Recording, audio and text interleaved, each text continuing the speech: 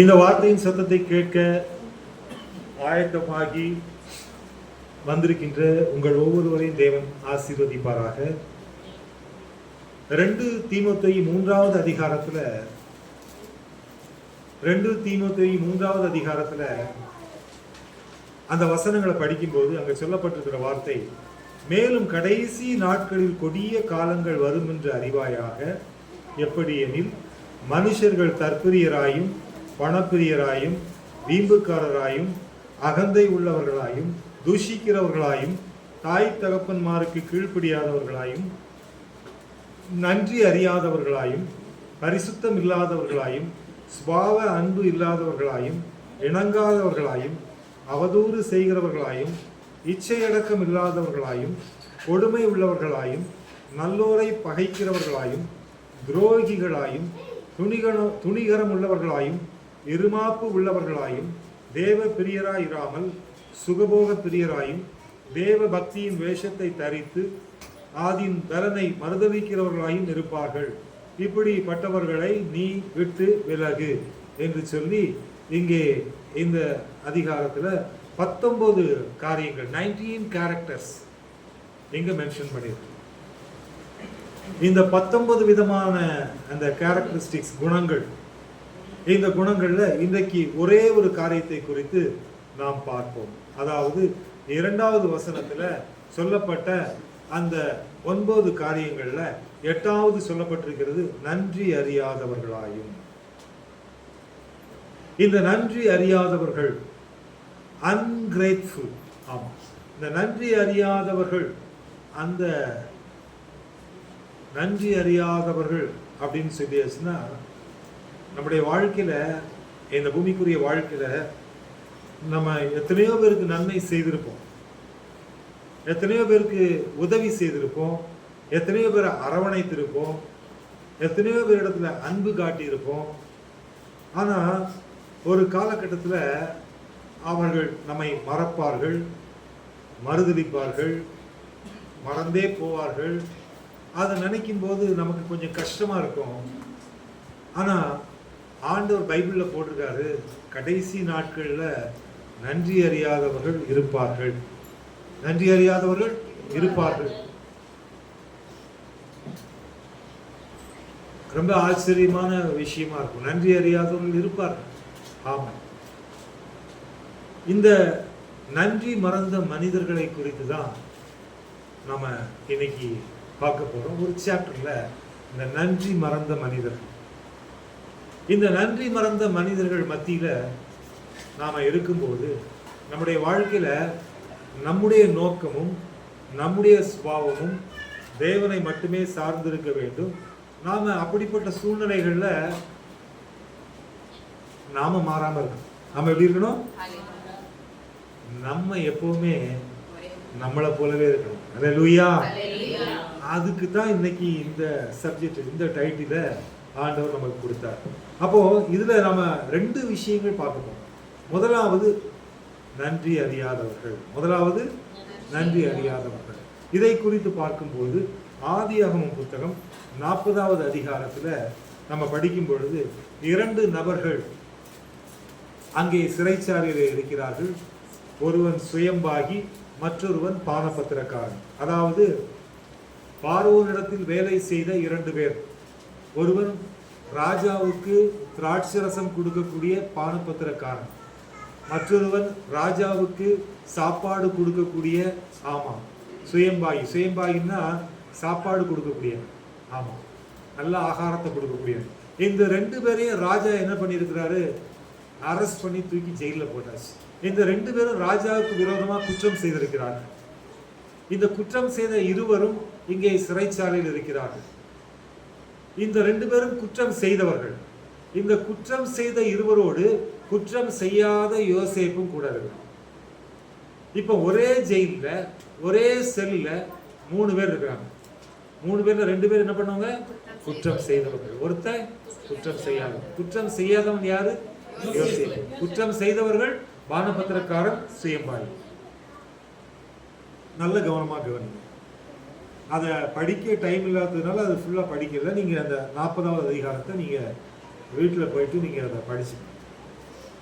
இங்க விஷயம் என்ன பார்த்தீங்கன்னா, நைட்ல சிறைச்சாலையில் இருக்கும்போது இந்த ராஜாவினால கைது செய்யப்பட்ட அந்த 2 பேரும், குற்றவாளிகள் 2 பேரும் நைட்டு தூங்கிட்டு இருக்கும்போது கனவு காண்றாங்க. 2 பேரும் கனவு காண்றாங்க. அதாவது சுயம்பாகியும் கனவு காண்கிறான், இந்த பானபத்திரக்காரன் 2 பேரும் கனவு காண்கிறான். இந்த கனவு பார்த்துட்டு அவங்க ரொம்ப சோர்ந்து போய் அடுத்த நாள் காலையில் என்ன நடக்கும் தெரியலையே, இப்படிப்பட்ட ஒரு கனவை நாம் கண்டோமே என்று சொல்லி மனம் கலங்கி போய் இருக்கிறாங்க. மனம் கலங்கி போய் இருந்த அந்த இருவர் இப்போ அந்த 2 பேர் கூட அந்த யோசேப்பு அந்த 2 பேருடைய முகத்தை பார்க்குறான். பார்த்துட்டு அவன்கிட்ட கேட்குறான், 2 பேரும் ஏன் ஒரு மாதிரி மூஞ்சி உம்முன்னு இருக்குது, ஏன் மூஞ்சி ஒரு மாதிரி சோகமா இருக்கு, உங்களுக்கு என்ன பிரச்சனை சொல்லுங்க அப்படின்னு கேட்குறான். அப்போ அந்த 2 பேரும் சொல்றாங்க, நாங்க நைட்ல ஒரு கனவு கண்டோம், அந்த கனவுக்கு அர்த்தம் என்னன்னு தெரியல, அந்த அர்த்தம் சொல்றது யார்கிட்ட போய் அந்த அர்த்தத்தை கேட்கறது தெரியல, அதை யார் சொல்லுவாங்கன்னு தெரியல அப்படின்னு சொல்லிட்டு அந்த 2 பேரும் யோசேப்பிட்ட சொல்றாங்க. அப்போ யோசேப்பு சொல்றாப்புல, சொப்பனத்திற்கு அர்த்தம் சொல்லுதல் தேவனுக்குரியது அல்லவா, அவைகளை என்னிடத்தில் சொல்லுங்கள் அப்படின்னு சொல்லிட்டு யோசேப்பு அந்த சிறைச்சாலையில வைத்து அந்த 2 பேர்த்தையும் கேட்கிறாங்க. இப்போ அந்த 2 பேரும் அந்த சொப்பனத்தை அந்த யோசேப்பிட்ட சொல்லணும். அந்த யோசேப்பிட்ட சொல்லும் பொழுது அந்த யோசேப்பு அந்த சொப்பனத்திற்கு விளக்கத்தை அங்க கொடுக்குறான். இப்ப 2 பேரும், பானபத்திரக்காரன் சுயம்பாகி 2 பேரும் தாங்கள் கண்ட சொப்பனத்தை யோசேப்பினிடத்தில் வெளிப்படுத்துகிறார்கள். வெளிப்படுத்தின பிறகு அந்த யோசேப்பு அவர்களுக்கு அது பதில் சொல்றாங்க. கர்த்தருக்கு பிரியமானவர்களே, ஆமா, பரிசுத்த தேவனுக்கு ஸ்தோத்திரம். இப்ப அந்த சொப்பனத்தை மட்டும் நான் உங்களுக்கு சொல்றேன். அப்பொழுது பானபத்திரக்காரின் தலைவன் யோசேப்பை நோக்கி, என் சொப்பனத்திலே ஒரு திராட்சை செடி எனக்கு முன்பாக இருக்க கண்டேன். அந்த திராட்சை செடியிலே 3 கொடிகள் இருந்தது, அது துளிர்க்கிறதாய் இருந்தது, அதன் பூக்கள் மலர்ந்திருந்தது, அதன் குலைகள் பழுத்த பழங்களாய் இருந்தது. 11வது வசனத்துல, பார்வோனுடைய பாத்திரம் என் கையிலே இருந்தது, நான் அந்த பழங்களை பறித்து அவைகளை பார்வோனுடைய பாத்திரத்தில் பிழிந்து அந்த பாத்திரத்தை பார்வோனுடைய கையிலே கொடுத்தேன் என்று தன் சொப்பனத்தை சொன்னான்.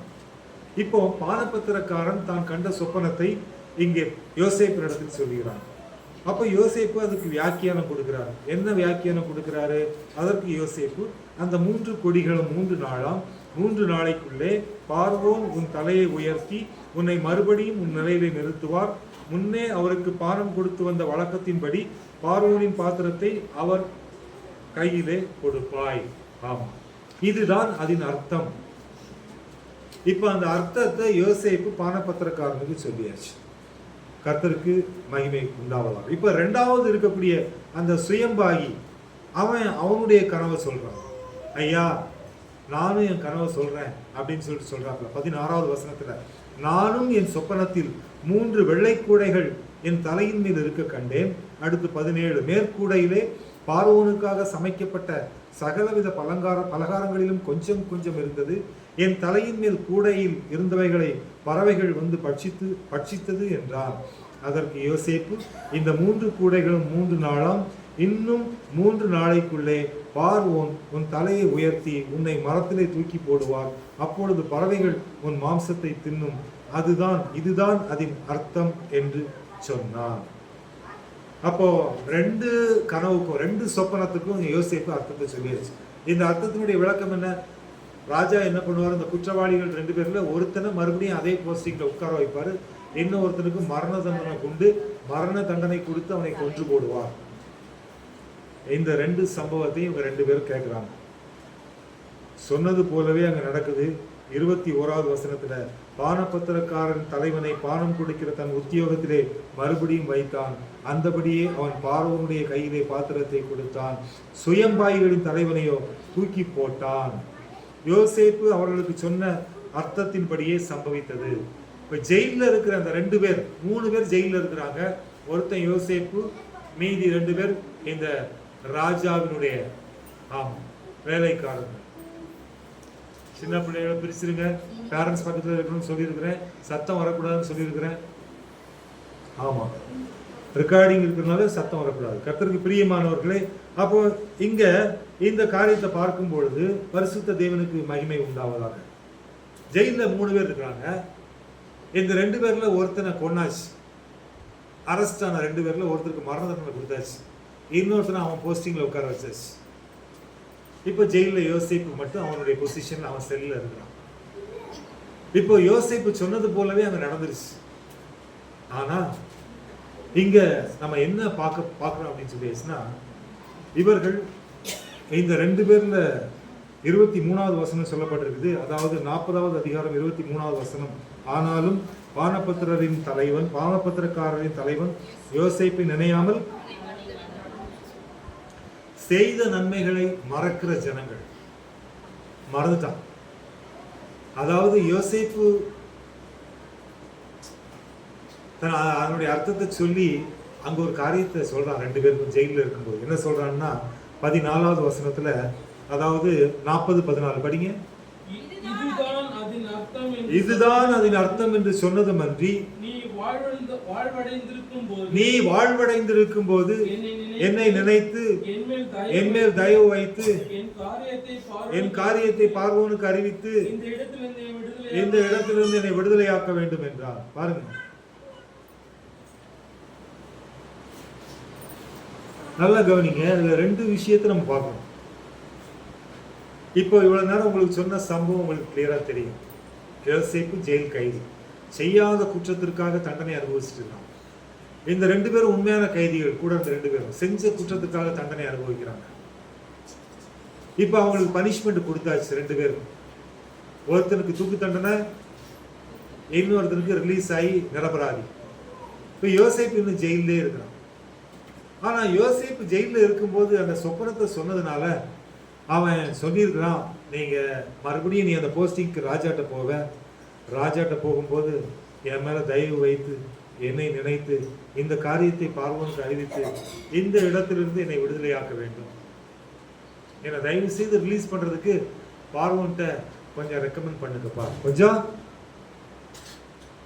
ஏன்னா அந்த பானபத்திரக்காரன் அப்படிங்கிறவன் ராஜா கூடவே இருக்கிறவன். ராஜாவுக்கு அவன் தான் கிரேப் ஜூஸ் கொடுக்கான்.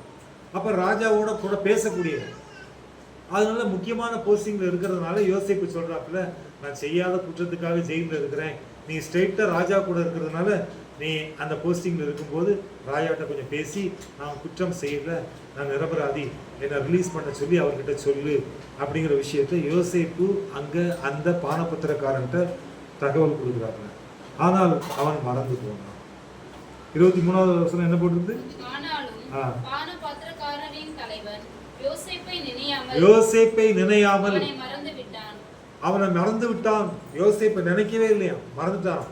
இன்னைக்கு நிறைய பேர் அப்படிதான். அவன் வாழ்க்கையில எத்தனை பேர் வாழ்க்கையில நீ கஷ்டப்படும் போது நன்மை செய்திருப்ப. அதாவது அவனும் கட்டப்பட்டிருப்பான், நீயும் கட்டப்பட்ட சூழ்நிலை இருந்திருப்ப. அந்த கட்டப்பட்ட சூழ்நிலையிலையும் நீ நன்மை செய்திருப்ப. இன்னைக்கு அவன் டெவலப் ஆயிட்டான். யாரு? பானபத்திரக்காரன். அவர் வேற லெவல் ராஜாட்ட போயிட்டார். யோசேப்பை மறந்துட்டார். அன்றைக்கு தாழ்மையில் இருக்கும்போது உதவி செய்த உதவியை மறந்து போன அந்த பானபத்திரக்காரன். கர்த்தருக்கு பிரியமானவர்களே, இந்த உலகம் மறக்கக்கூடிய உலகம். வசனம் சொல்லுகிறது, யோசேப்பை நினையாமல் அவனை மறந்து விட்டான். சங்கீதம் 88:12 சொல்லுகிறது. சங்கீதம் 88:12.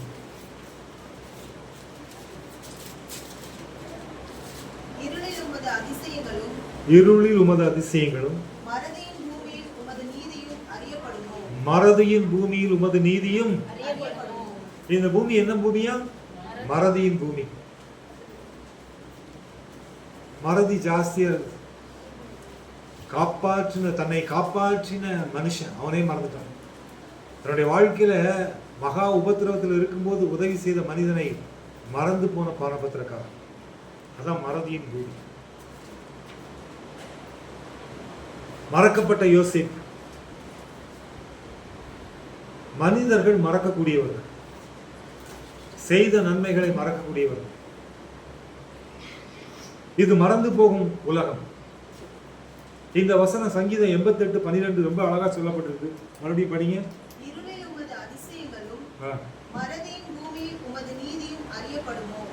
மறதியின் பூமி அப்படின்னா பிரசங்கியின் புத்தகத்துல போட்டு ஒரு மனுஷன் மரணத்திற்கு பின்பு அவன் மறக்கப்பட்டு போவான். மனுஷன் செத்தாச்சுன்னா அவனை எரிப்பாங்க, புதைப்பாங்க, ரெண்டுல ஏதாச்சும் ஒன்று பண்ணுவாங்க. அதற்கு பிறகு அவனை பத்தி யாரும் கவலைப்பட மாட்டாங்க. ஆமா, நைட்டு சாப்பிடும்போது டெய்லி உட்காந்து அழுவாங்களே, நேற்று வரைக்கும் சாப்பிட்டாரு, போன வருஷம் இதே நாளில் அவர் உட்காந்து சாப்பிட்டாரு, டெய்லி சாப்பிடும்போது உட்காந்து அழுத்துப்பாங்களா ஒரு பிளேட்டில் சாப்பாடு போட்டு? இல்லை, கரெக்டாக ஒரு வாரம் அதோட மேட்ரு ஓவர், மறந்துடுவான். பாருங்க, மறக்கப்பட்ட யோசேப், மறதியின் பூமி. ஏன்? ரொம்ப தெளிவா ஒரு விஷயத்தை நம்ம புரிஞ்சுக்கணும். மனுஷன் தேவனுடைய நீதியை செய்ய முடியாது. மனுஷன் தேவனுடைய நீதியை, யோசேப்புக்கு நீதி தேவன் தான் செய்யணும். யார் செய்யணும்? மனுஷன் செய்ய முடியாது. மனுஷனுடைய ரெக்கமெண்டேஷனால ஒரு காரியம் நடக்கணும்னு நினைச்சேன்னா அது நடக்காது. ஏன்னா தேவன் யோசேப்புக்கு நீதி செய்ய வேண்டும். அதுதான் இந்த வசனத்தில் நம்ம பார்க்கக்கூடிய விஷயம் என்னன்னா, மனுஷன் தேவனுடைய நீதியை செய்ய முடியாது. தேவனுடைய நீதியை மனுஷன் செய்ய முடியாது. இப்போ யோசேப்பு மற்றவர்களுக்கு நன்மை செய்தான், அவர்கள் மறந்து போனார்கள். ஆனா யோசேப்பு ஒரு தப்பு பண்ணான். யோசேப்பு ஒரு, இது செகண்ட் டைட்டில். முதலாவது டைட்டில் என்னன்னா, நன்றி அறியாத நன்றி மறந்த மனிதர்கள். அதை நம்ம பார்த்தோம். இது சாப்டர் 2வது டைட்டில் என்னன்னா, யோசேப்பு செய்த தவறு. யோசேப்பு செய்த தவறு. What is his mistake? யோசேப்பு செய்த நன்மைகள் மட்டும்தான் தெரியும். ஆவியானவர், ஆண்டவர், ஆமா, அவன் தேவனுக்கு பயந்தவன், தேவனுக்கு பிரியமானவன், தரிசனங்களை வெளிப்படுத்தக்கூடியவன், கர்த்தரால் உயர்த்தப்பட்டவன், எல்லாம் ஓகே. ஆனால் யோசேப்பு ஒரு தவறு செய்தான்.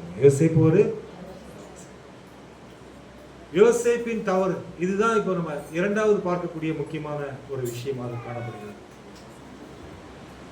அதே ஆதியாகமம் 40வது அதிகாரம் 14வது வசனம். இதுதான் அதன் அர்த்தம் என்று சொன்னதுமன்றி, நீ வாழ்வடைந்திருக்கும் போது என்னை நினைத்து என்மேல் தயவு வைத்து என் காரியத்தை பார்வோனுக்கு அறிவித்து என்னை விடுதலையாக்க வேண்டும் என்று சொல்லி யோசேப்பு யாரிடத்தில் சொல்றான்? பானபத்திரக்காரன். அப்ப யோசேப்புடைய நம்பிக்கை பானபத்திரக்காரன் மேல இருக்கா, ஆண்டவர் மேல இருக்கா? இப்போ யோசேப்புக்கு ஆண்டவர் மீது இருந்த நம்பிக்கையை காட்டிலும் பானபத்திரக்காரன் மேல இப்ப நம்பிக்கை வருது. நீங்க பார்த்தாச்சுன்னா அவன் என்ன சொல்றான்? என்னை நினைத்து. ஆண்டவர் சொல்றாரு, உன் நினைவுகளை அறிந்திருக்கிறேன். கர்த்தர் நம்மை நினைத்திருக்கிற தேவன். ஆனா இங்க யோசேப்பு பானபத்திரக்காரன் சொல்றான், என்னை நினைத்து, என்னை தயவு செய்து நினைச்சுக்கோ அப்படிங்கிறான். He was requested. ஆமா, என்ன நினைச்சு அப்படிங்கிறான். 2வதாக என்மேல் தயவு வைத்து. நம்மள ஆண்டவர் நினைக்கணும், ஆண்டவர் நம்ம மேல தயவு வைக்கணும். ஆனா மனுஷன் கேட்கிறான், நீ என்ன நினைச்சு என்ன மறந்துடாத, என் மேல தயவு வை, என்னுடைய காரியத்தை பார்வோனுக்கு அறிவி, கொஞ்சம் ரெக்கமெண்டேஷன் ப்ளீஸ், எனக்காக ரெக்கமெண்ட் பண்ணுங்க. இதுதான் யோசேப்பு செய்த தவறு. இந்த தவறுனால என்ன நடந்துச்சு? தவறுனால கர்த்தருக்கு பிரியமானவர்களே, ஆதியாகமம் 40வது அதிகாரம் 4வது வசனம் படிங்க. தலையாரிகளின் அதிபதி அவர்களை விசாரிக்கும்படி யோசேப்பின் வசத்தில் ஒப்புவித்தான். அவன் அவர்களை விசாரித்து வந்தான். அவர்கள் அநேக நாள் காவலில் இருந்தார்கள். யோசேப்பு காவலில் இருந்தான். அவன் நாட்கள் தான், கொஞ்ச நாட்கள் தான் பிளான், ஆண்டோட பிளான். கொஞ்ச நாள் ஜெயில, சம் டேஸ் ஜெயில இருக்கணும். இதான் காட்ஸ் பிளான், ஆண்டோடைய திட்டம். அதுதான். ஏன்னா பார்த்தாச்சுன்னா 17 வயசுல வீட்டுல இருந்து துரத்தப்பட்டவன். இப்போ 17ல இருந்து 28 வரைக்கும் 11 வருஷம் அவன் கஷ்டப்பட்டுட்டான். ஏஜ் 28, 28 வயசு இப்போ அவனுக்கு. யோசேப்பு 28 வயசுல அவனுடைய லைஃபை செட்டில் ஆகிக்கணும் முடிவு பண்ணிட்டார் ஆண்டவர். ஆமா, 28 வயசுல அவனுடைய லைஃபை உயர்த்தணும் அப்படின்னு ஆண்டவர் முடிவு பண்ணிட்டார். அதனால அந்த நாட்கள் தான் அவன் ஜெயில இருக்கணும் அப்படின்னு ஆண்டவர் பிளான் பண்ணுது. ஆனா என்ன நடந்துச்சு? ஆதியாகமம் 41:1. இப்போ 2 வருஷம் சென்ற பின்பு பார்வோன் ஒரு சொப்பனம் கண்டான். அப்படின்னா என்னன்னா, இவங்க ரிலீஸ் ஆயிட்டாங்க அந்த 2 பேரும். ஆனா யோசேப்பு ரிலீஸ் ஆகல. யோசேப்பு இப்போ நாட்கள் மட்டும் காவலில் இருக்க வேண்டிய யோசேப்பு வருஷங்கள் காவலில் வைக்கப்பட்டான். நாட்கள் வருஷங்களாக மாறினது. காரணம் அவன் மனுஷன் மேல வச்ச நம்பிக்கை. உன் வாழ்க்கையில எப்ப நீ மனுஷன் மேல நம்பிக்கை வைக்கிறியோ அப்போ உன்னுடைய வாழ்க்கையில ஆண்டவர் செய்ய நினைத்திருக்கக்கூடிய காரியங்கள்ல தாமதம் வரும். தாமதம் வரும். இங்க ஒரு சில வாரங்கள் காவலில் இருக்க வேண்டிய யோசேப்பு, 11 வருஷங்கள் உபத்திரவப்பட்ட யோசேப்பு, அந்த கடைசி நிமிடத்துல அந்த ஜெயில உட்கார்ந்த கைதிட்ட போயிட்டு எனக்கு கொஞ்சம் நியாயத்தை ராஜாட்ட சொல்லி கொஞ்சம் கரெக்ட் பண்ண மாட்டியா அப்படின்னு கேட்டு அவன் செய்த ஒரு சின்ன தவறு அவனுடைய நாட்களை வருஷங்களாக மாற்றி. மேபி 2 months 2 மாசம் இருக்க வேண்டிய யோசிப்பு 24 மாசம் ஜெயில உட்கார்ந்து 2 years. 28 வயசுல கட்டப்பட வேண்டிய வாழ்க்கை 30 வயசு வரைக்கும் போயிடுச்சு. இதுதான் யோசிப்பு செய்த தவறு. நம்முடைய வாழ்க்கையில in all our situations we need to depend only God. அந்த ஹியூமனை எப்ப நம்ப ஆரம்பிக்கிறோமோ அப்பவே நம்ம உருப்படாம போயிடுவோம். அதான் உண்மை. தேவன் வைத்திருக்கிற நன்மை நம்முடைய வாழ்க்கையில பெற்றுக்கொள்ளவே முடியாது. ஏதோ அந்த டைம்ல ஒரு ஹாப்பியஸ்ட் மூமெண்ட்டுக்குள்ள நம்ம வரலாம். ஆனா கர்த்தருடைய ஆசீர்வாதமே ஐஸ்வர்யத்தை தரும், அதனோடு கூட ஒரு வேதனையை கூட்டார். இப்போ மனுஷன் நீதி செய்யணும்னு சொல்லிட்டு யோசிப்பு மனுஷனுடைய நீதிக்கு காத்திருந்தான். ஆனா அந்த நீதி நிறைவேறல. 2 வருஷம் ஆயிடுச்சு. கர்த்தர் அந்த பனிஷ்மெண்ட் டைம் முடிச்சாரு. முடிச்சதுக்கு பிறகு கர்த்தருக்கு பிரியமாக இல்லை. அதான் ஆண்டவர். கர்த்தர் அந்த பனிஷ்மெண்ட் டைம் முடிக்கிறார். ரொம்ப அழகா அது யோசிக்க வேண்டிய விஷயமா இருக்கு. அதாவது சங்கீதம் 105ல 19, 20, 21, 22 படிங்க. 19, 20, 21, 22. சங்கீதம் 105, 19. கர்த்தர் சொன்ன வார்த்தை நிறைவேறும் அளவும் அவருடைய வசனம் பாருங்க. கர்த்தர் சொன்ன வார்த்தை நிறைவேறும் அளவும் அவருடைய வசனம் அவன் என்ன பண்ணிச்சு? புடமிட்டது. அடுத்து ராஜா ஆள் அனுப்பி அவனை கட்டளையிட்டு சொன்னார். ஜனங்களின் அதிபதி அவனை விடுதலை பண்ணினார். ராஜா கட்டளையிட்டு ஜனங்களின் அதிபதி யோசேப்பை விடுதலை செய்தான். ஏன்னா கர்த்தர் சொன்ன வார்த்தை அவனை புடமிடும் அளவும் நிறைவேறும் அளவும். அதனால ஆண்டவர் தான் மனுஷனுக்கு நீதி செய்யக்கூடியவர். மனுஷனுக்கு நீதி செய்ய முடியாது. அநேகர் தங்கள் வாழ்க்கையில எனக்கு எப்படியாவது நீதி கிடைக்காதுன்னு சொல்லிட்டு பல இடங்கள்ல பல முயற்சிகளை மனுஷன் மூலமா முயற்சி பண்றாங்க. அது நிமித்தம் அவர்கள் வாழ்க்கையில ஆண்டவர் வைத்திருக்கிற ஆசீர்வாதங்கள் தள்ளி போய் கொண்டிருக்கிறது, தடைபட்டு கொண்டிருக்கிறது. தேவனுடைய அந்த நன்மையை பெற்றுக்கொள்ள கூடாதபடிக்கு அவர்கள் நல்ல கிறிஸ்தவர்களாக இருந்தாலும், பக்தி உள்ளவர்களாக இருந்தாலும், இறை பயம் உள்ளவர்களாக இருந்தாலும் அவர்கள் நன்மையை பெற்றுக்கொள்ள கூடாதபடிக்கு நாட்கள் தள்ளி போனார். யோசேப்பு பக்தி உள்ளவன். யோசேப்பு தேவனுக்கு பயப்படக்கூடியவன். யோசேப்பு மற்றவர்களுக்கு நன்மை செய்யக்கூடியவன், யாருக்கும் தீமை செய்யாதவன். ஆனாலும் அவன் நம்பிக்கையை தெய்வத்தின் மீது வைக்காமல் தெய்வத்தால் உண்டாக்கப்பட்ட மனிதன் மீது அவன் நம்பிக்கை வைத்தபடினாலே அவன் வாழ்க்கையில் அவனுக்கு கிடைக்கக்கூடிய ஆசீர்வாதம் 2 ஆண்டுகள் தள்ளி போனது. இன்றைக்கும் நாம் நம்முடைய வாழ்க்கையில மனுஷனுடைய முக தரிசனத்திற்கு பின்னாக போகாதபடிக்கு ஜாக்கிரதை உள்ளவர்களாக இருக்கும். நீதிமொழிகள் 29வது அதிகாரம் 25வது வசனம். நீதிமொழிகள் 29, 25.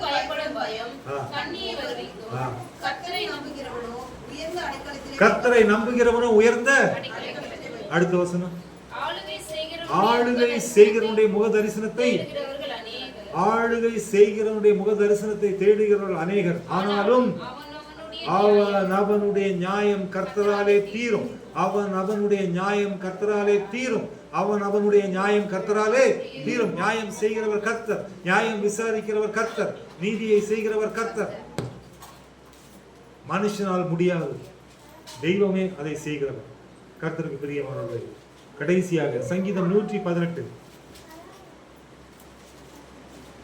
சங்கீதம் 118 5, 6, 7, 8. நெருக்கத்திலிருந்து கர்த்தரை நோக்கி கூப்பிட்டேன், கர்த்தர் என்னை கேட்டருளி விசாலத்திலே வைத்தார். கர்த்தர் என் பட்சத்தில் இருக்கிறார், நான் பயப்படேன். மனுஷன் எனக்கு என்ன செய்வான்? எனக்கு அனுகூலம் பண்ணுகிறவர் நடுவில் கர்த்தர் என் பட்சத்தில் இருக்கிறார்.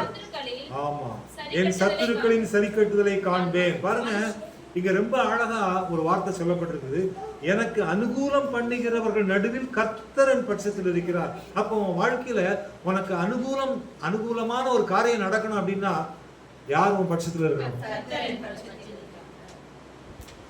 அவன் எனக்கு தெரியும், சிஎம்க்கு பிஏ எனக்கு தெரியும், மினிஸ்டர் பிஏ எனக்கு தெரியும், அவர்கிட்ட சொல்லிட்டேன், அவர் எல்லாத்தையும் ரெண்டாக்கிடுவார். ஆமா, ராஜாவுக்கு ஜூஸ் கொடுக்குறவனே என் கூட ஜெயிலில் உட்காந்துவேன், அதனால அவன் டைரக்டா ராஜாட்ட சொல்லிடுவான். டைரக்டா ராஜாட்ட சொன்னானா அந்த வாயிலிருந்து புறப்பட்ட வார்த்தையினால 2 வருஷம் பனிஷ்மெண்ட். எத்தனை வருஷம்? 2 வருஷம். தேவையாது கர்த்தருக்கு பிரியமானவர்களே, எவ்வளவு அழகா ஆண்டவருடைய வார்த்தை சொல்லுது. அடுத்து 8வது வசனத்துல, மனுஷனை நம்புவதை பார்க்கிலும் நீ மனுஷனை நம்புவதை பார்க்கிலும் கர்த்தர் பேரில் பற்றுதலாய் இருப்பது நலம்.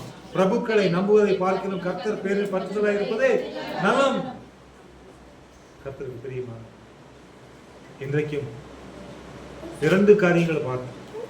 ஒன்று மறக்கும் மனிதர்கள், மறக்கும். மற்றொன்று தவறு செய்யும் பரிசுத்தவான்கள், தவறு செய்யும் குட் பர்சன். யோசேப், நோ மிஸ்டேக்ஸ் பட் மிஸ்டேக், தவறு. அவன் செய்த ஒரு சின்ன தவறு, நம்பிக்கையில கோளாறு. எதுல கோளாறு? கடவுள் மீது வைத்த நம்பிக்கையில கோளாறு. 11 வருஷம் கஷ்டப்பட்டவன், ஆனா கடைசி நிமிஷத்துல தப்பு பண்ணிட்டான். கடைசி நிமிஷத்துல கர்த்தர் ஆசீர்வதிக்கும் போது தப்பு பண்ணிட்டான். தபார்னு 2 வருஷம் போயிடுச்சு. இஸ்ரவேல் ஜனங்கள் அப்படிதான். ஆண்டவர் அந்த அந்த எகிப்திலிருந்து கானானுக்கு செல்வதற்கு டோட்டல் டைம், வாக்கிங் டைம் வந்து பாத்தீங்கன்னா 40 டேஸ் தான். 1448 கிலோமீட்டர் தான் அந்த டிஸ்டன்ஸ். அத 40 நாட்கள்ல அந்த தூரத்தை கடக்க முடியும். ஆனா அந்த 40 நாட்கள்ல கடக்கக்கூடிய தூரத்தை அவங்க செய்த கோளாறுனால 40 வருஷமா மாத்தினாரு. எத்தனை வருஷமா மாத்தினாரு? நம்ம லைஃப்ல நாம செய்யக்கூடிய மிஸ்டேக்ஸ் தான் நம்மளோட பிளெஸிங்ஸை ஸ்டாப் பண்ணுது. நம்ம நம்பிக்கையில ஒருபோதும் சோர்ந்து போகக்கூடாது. நீ சின்னவனும் பெரியவனும், நீ உயர்ந்தவனும் தாழ்ந்தவனும், உன் வாழ்க்கையில நீ தெய்வத்தின் மீது நம்பிக்கை வைக்கும் பொழுது கர்த்தர் வைத்திருக்கிற நன்மையை சுதந்திரித்துக் கொள்ள முடியும். ஒருவேளை உன்னுடைய நம்பிக்கையில இந்த இடத்துல மட்டும் அவர் சொன்னா நல்லா இருக்கும், அவர் சொன்னா அப்ப தெரிஞ்சுக்கோ உனக்கு பேட் டைம் ஸ்டார்ட் ஆயிடுச்சு. அதான் நீ யாரா இருந்தாலும் சரி. யோசேப்போட பெரிய ஆளா நீ? யோசேப்போட பெரிய ஆளா? யாருமே கிடையாது. வேதத்துல பைபிள்ல பெஸ்ட் ரோல் மாடல் எக்ஸாம்பிள் யோசேப். ஆனா அவனுக்கே கர்த்தர் 2 வருஷம் வச்சார் பாருங்க. காரணம் அந்த நம்பிக்கையில கோளாறு. கர்த்தருக்கு பிரியமானது அந்த நம்பிக்கையில ரொம்ப ரொம்ப ரொம்ப உறுதியா இருக்கக்கூடிய தெய்வம் நம்முடைய ஆண்டவர். அந்த நம்பிக்கையில மட்டும் பிரச்சனையே ஆண்டவர் மேல வச்சிருக்கிற நம்பிக்கையில நீ மனுஷனை உள்ள கொண்டு வந்த அவ்வளவுதான். அதனால ஆண்டவர் சொல்றாரு, வேற எங்கேயுமே இப்படி சொல்லல, இந்த நம்பிக்கையை குறித்து மட்டும் இந்த வார்த்தையை சொல்றாரு. படிங்க எரேமியா 17:5.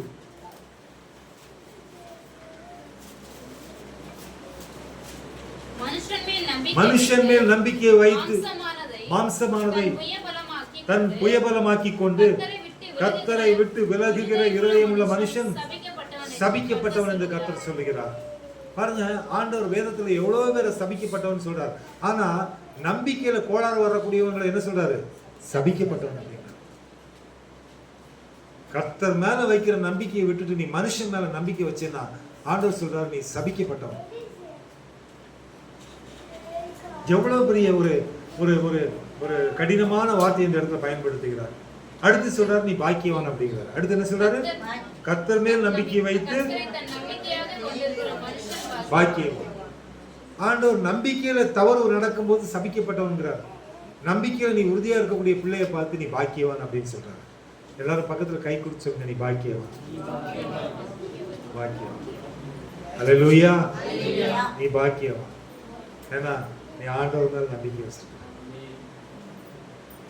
கர்த்தருக்கு பிரியமானது. இந்த பரிசுத்த ஓய்வு நாளிலும் கூட 2 காரியங்களை பார்ப்போம். உன்னை மறக்கலாம். நீ நிறைய முயற்சி பண்ணி மனிதர்கள் உன்னை மறந்து கொண்டே இருக்கலாம். நீ அதை பற்றி கவலைப்படாத. ஒரு விஷயத்தை மட்டும் ஞாபகம் வச்சுக்கோ, நம்பிக்கையை கர்த்தர் மேலே மட்டும், நம்பிக்கை கர்த்தர் மேலே மட்டும் வை. வாழ்க்கையில் வர எதையும் டிபெண்ட் பண்ணாத. எப்போ நீ ஆண்டவர் மேலே உன் நம்பிக்கையும் வாழ்க்கையில் எல்லா சிச்சுவேஷன்ஸ்லையும் வைக்கிறியோ, அப்போ உனக்கு ஆண்டவர் துணையாக இருப்பார், உனக்கு உதவி செய்வார், உன்னை உயர்த்துவார், உன்னை ஆசீர்வதிப்பார், சாட்சியாக நிறுத்துவார். அல்லேலூயா. பாருங்க, யோசேப்பு அங்க மனிதர்கள் நம்பிக்கை வைத்து 2 வருஷத்துக்கு பிறகு ஆண்டவர் விட்டுட்டாரா? 2 வருஷத்துக்கு பிறகு டைரக்டா ராஜா இன்வைட் பண்றாப்ல. யார? யோசேப்பு இன்வைட் பண்றாரா இல்லையா? இன்வைட் பண்ணி என்ன பண்ணாரு? இதே மாதிரி சொப்பனத்தை அங்க யோசேப்பு ராஜாவுக்கு விளக்கம் கொடுக்குறான். ராஜா கொடுத்த அந்த ராஜாதி ராஜா யோசேப்புக்கு கொடுத்த ஆசீர்வாதம் கொஞ்ச நெஞ்ச ஆசீர்வாதமா? என்ன ஆசீர்வாதத்தை கொடுத்தாரு யோசேப்புக்கு? படிங்க. படிங்க. பார்வோன் தன் கையில் போட்டிருந்த முத்திரை மோதிரத்தை கழட்டி அதை யோசேப்பின் கையிலே போட்டு மெல்லிய வஸ்திரங்களை அவனுக்கு உடுத்தி பொன் சரப்பணிகள் தங்கத்தினாலான சங்கிலியை அவன் கழுத்துல போட்டு தன்னுடைய 2ஆம் ரதத்துல ராஜாவுடைய வண்டிக்கு அடுத்த வண்டி செகண்ட் வெஹிக்கிள் 2வது ரதத்திலே ஏற்றி தெண்டனிட்டு பணியுங்கள் என்றார். முழங்கால் படியிட்டு பணியுங்கள். அவன் எல்லாரும் தேசத்துல இருக்கிற எல்லாரும் அவனை கும்பிடுங்க, கையெடுத்து கும்பிடுங்கடா அப்படிங்கிறார். யார? ஜெயில வச்சிருந்தார் யோசேப்பு. அப்ப ஆண்டவர் கொடுக்கக்கூடிய உயர்வு சாதாரண உயர்வா? சாதாரண உயர்வு கிடையாது. அது மட்டும் இல்ல, பாருங்க யோசேப்புடைய லைஃப் ஸ்டைலே ஆண்டவர் மாத்திராரு பாருங்க. அந்த 2 வருஷம் பனிஷ்மெண்ட்டுக்கு பிறகு கர்த்தர், ஏன்னா அவன் வாழ்க்கை ஃபுல்லா கஷ்டப்பட்டான், கர்த்தருக்காக நின்றான், அவனுக்கு உணர வைத்தார். அதற்கு பிறகு அவனை கூப்பிட்டு அவனுக்கு அந்த போஸ்டிங், தேசத்தில் அந்த ஆளுநர் பதவியை கொடுத்து, அதற்கு பிறகு அந்த அரசாங்கத்தில் இருக்கக்கூடிய அந்த ஆசாரியனுடைய பொண்ணை அவனுக்கு கல்யாணம் பண்ணி வச்சு ஒரு கிராண்ட் மேரேஜ் பண்ணி, இப்போ கிராண்ட் மேரேஜ் மட்டும் பண்ணல, பண்ணி ஹனிமூனுக்கு அனுப்புறாரு. அல்லேலூயா. கல்யாணத்தையும் பண்ணி வச்சு போயிட்டு ஜாலியா அப்படியே ரவுண்ட் அடிச்சுட்டு வாங்கப்பா அப்படின்னு அனுப்புறாரு. என்ன ஆண்டவர் இந்த ஆண்டவர் இல்லையா? பாருங்க, எக்ஸலன்ட் காட். அப்போ என்னன்னா, நம்ம லைஃப்ல நம்ம எப்போ அவரை பிலீவ் பண்ணி அவர் மேல முழுசா நம்பிக்கை வைக்கிறோமோ, அப்போ நம்ம லைஃப் ஸ்டைல அவர் மாத்துறாரு. என்னுடைய லைஃப் ஆண்டவருக்கு அர்ப்பணிக்கும் போது என்னுடைய லைஃப் ஸ்டைலே மாறுது. ஆனா என்னுடைய லைஃப் மனுஷனுக்கு அர்ப்பணிக்கும் போது என்னுடைய லைஃப் ஸ்டைல்ல பிரச்சனை வருது. இன்றைக்கும் கர்த்தருக்கு பிரியமானவங்க, கர்த்தருக்கு நம்ம ஒப்பு கொடுப்போம், அர்ப்பணிப்போம். மனுஷனை நம்புவதை பார்க்கிறோம், கர்த்தர் பேர் பற்றுதலாக இருப்பதே நலம். கர்த்தர் உங்களை ஆசீர்வதிப்பாராக. God bless you all.